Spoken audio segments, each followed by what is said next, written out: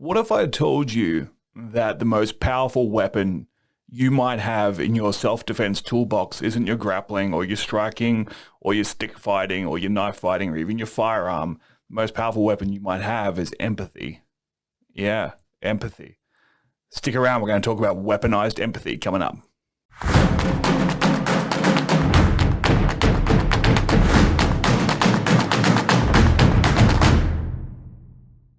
Hey everybody, Joe Saunders here from the Managing Violence podcast, kicking off this series of videos about just some topics that I like talking about, some stuff that I teach about regularly in workshops and seminars, stuff that you normally have to pay for. Occasionally it drops for free in the podcast, but if you haven't heard it in the podcast, I'm glad to make it accessible here.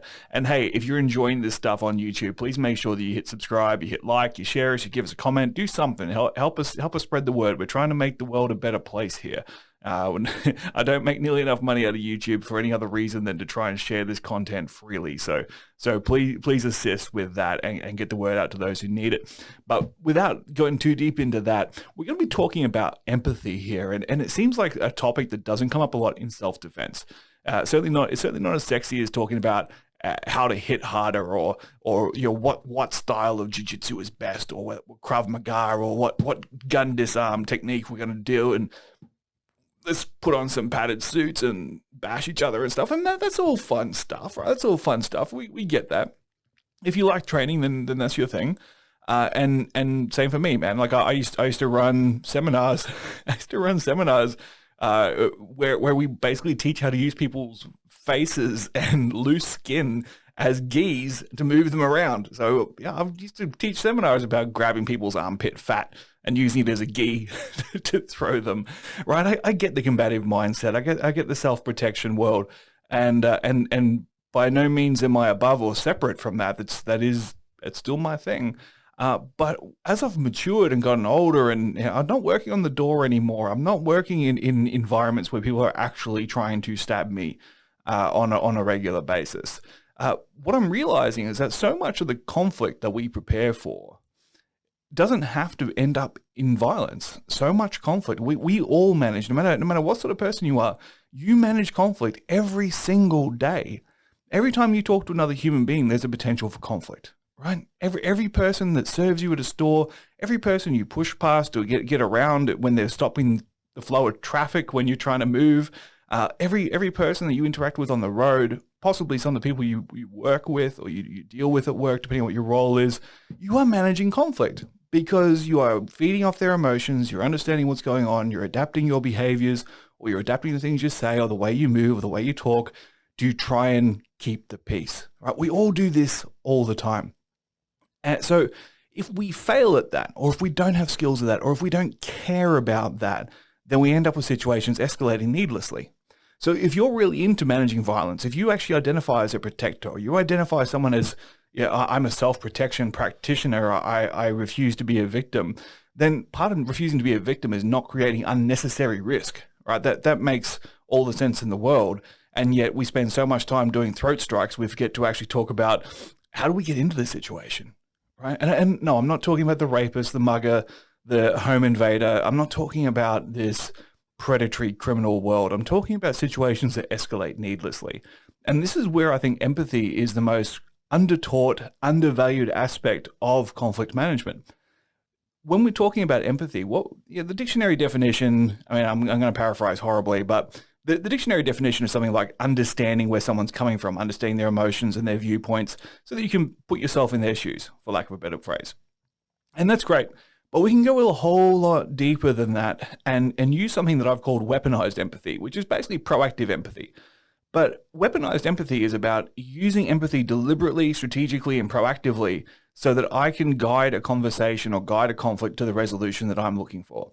So this isn't about me, singing Kumbaya and giving everybody a hug and saying, I'm sure you'd be a wonderful person if it wasn't for your terrible childhood. And maybe that is the case, right? Maybe that is the case. But it's about me being able to control the situation just as I would as a martial artist to a resolution that I want, okay? So if in a physical world, if we were to use a mixed martial arts UFC example, if I'm a grappler and I'm fighting a striker, my takedown is going to be the key, right? My ability to get this fight where I need it to be, where my skill set is superior. If I'm in a conflict, a verbal conflict, my ability to understand my opponent's weaknesses and their strengths and their motivations, and then strategically take those away so that this thing doesn't escalate and we end up in a peaceful resolution, that is key to conflict management. So we do this through weaponized empathy by truly trying to understand who this person is in front of me, make some snap judgments about what sort of strategies are going to work to make them feel heard, to make them feel respected, to make them feel empowered, so that they walk away feeling like they won, but I still get what I want. So one of the analogies that I use a lot when we're talking about empathy is, imagine that you are the main character in your favorite TV show, right? So think about your favorite character in your favorite TV show. That person has a lot of character development. If you've been watching this person for 5, 6, 7 seasons, then you know about their backstory. You know about the triumphs, the tragedies, the relationships, the childhood, the formative people, the formative experiences, right? You understand the reason why the person acts the way they do, and you probably understand they've got a good heart and they mean well. But when they do something that's out of character or something that's maybe reprehensible or morally ambiguous, we excuse that because we understand that, oh, yeah, okay, maybe that was the wrong thing to do. But he's just going through some stuff. He's just got other stuff on this whole other plot's going on, and he's lashing out at the people he loves. And we justify it, right? We justify it because we understand the person or the character. And we do the same thing for ourselves. We are like the main character in our own TV show. We have all the background knowledge, all the childhood, all the triumphs and tragedies and relationships and all that stuff. We know all that stuff about ourselves. So that when we do something that is obnoxious or condescending or aggressive or out of line or just a little bit overreacting a little bit, we excuse ourselves because we know we didn't mean it. But here's the kicker. Everybody else around us is a star of their own show, and they haven't seen our show, just as we've never seen their show. So they just see a guy acting like a douchebag, and they will respond accordingly, exactly the same as I would seeing them act that way, because I don't understand their story. All I know about them is what they're wearing, how they're presenting, and maybe 3 seconds of information that I got leading up to this confrontation.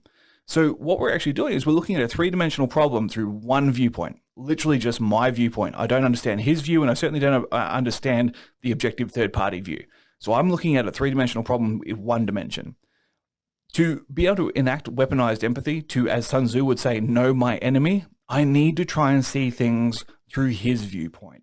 I need to understand what it is he's upset about. What is he seeking here? What is he motivated by right now? And I'm using he because it's easy, right? But it doesn't matter, male, female, doesn't matter. What is it that this person needs from this interaction to feel whole? Is it that they feel disrespected? Is it that they feel like they need to establish themselves as being worthy or being dominant or as being enough? Or does this person feel fearful and they need to feel safe? Or does this person feel disempowered? Like I've taken away their options and they don't have any way of feeling whole, and the only way they can take this is through violence. So what can I do to give that person back a sense of power? By understanding the motivations that are going on in the person I'm having conflict with, it suddenly puts options on the table for me to direct this conversation or this interaction in a way that is going to help that person feel whole without this thing escalating. So by really understanding weaponized empathy, I'm able now to be creative with my problem solving. Verbal de-escalation, and I'll do more videos on verbal de-escalation as we go, but it's so much more than stop, stand back, stop, get back. Like that's not de-escalation, that's actually escalation, because you're saying get back or else. Verbal de-escalation is about understanding the human condition that is leading to behaviors that you are witnessing and putting controls in place to be able to manage those behaviors or redirect those behaviors in ways that are beneficial to all parties concerned. That is verbal de-escalation. And that's what I should always be trying to do.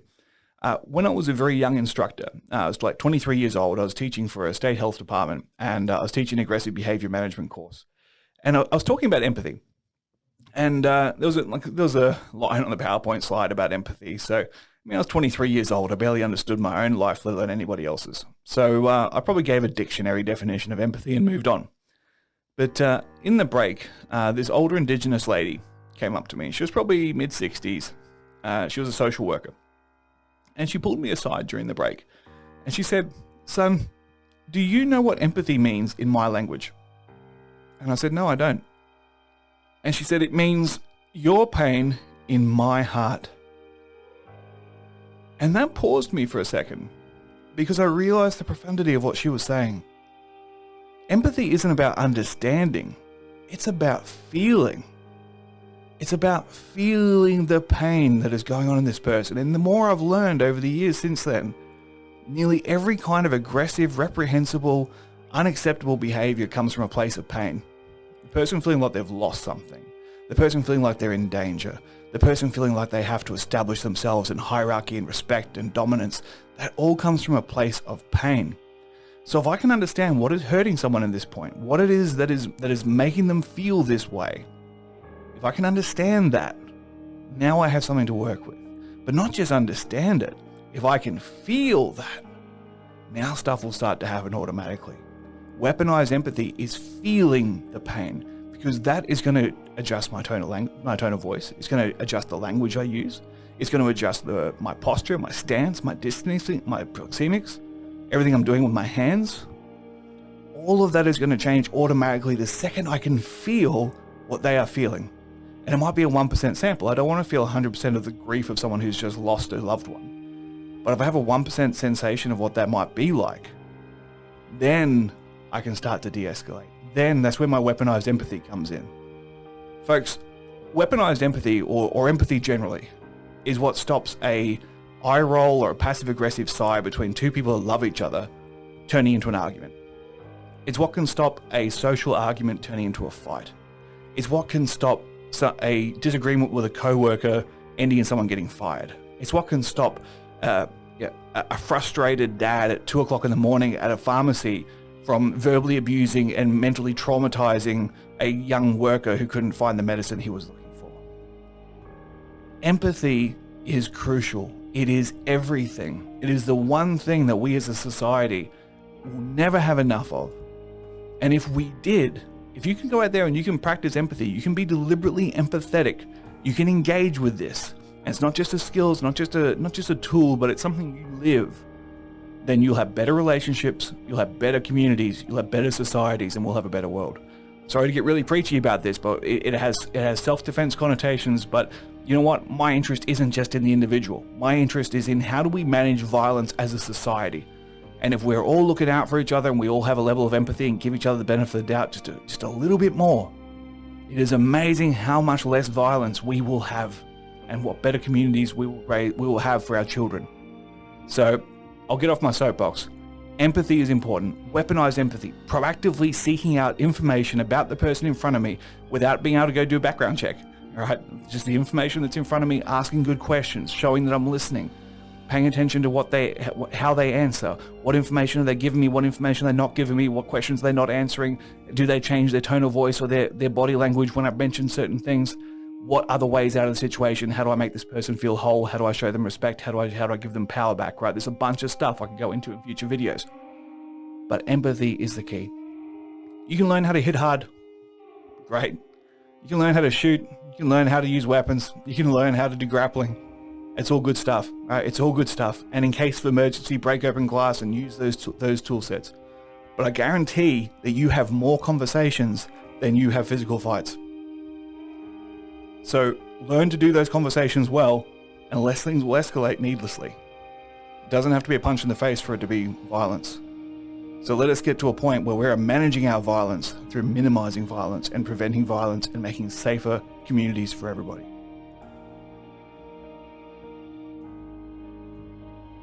Hey guys, if you enjoyed that content, make sure you click subscribe, click like, and check out one of these other videos. It's going to pop up as a recommendation. There's a lot of good stuff out there. I hope you enjoy.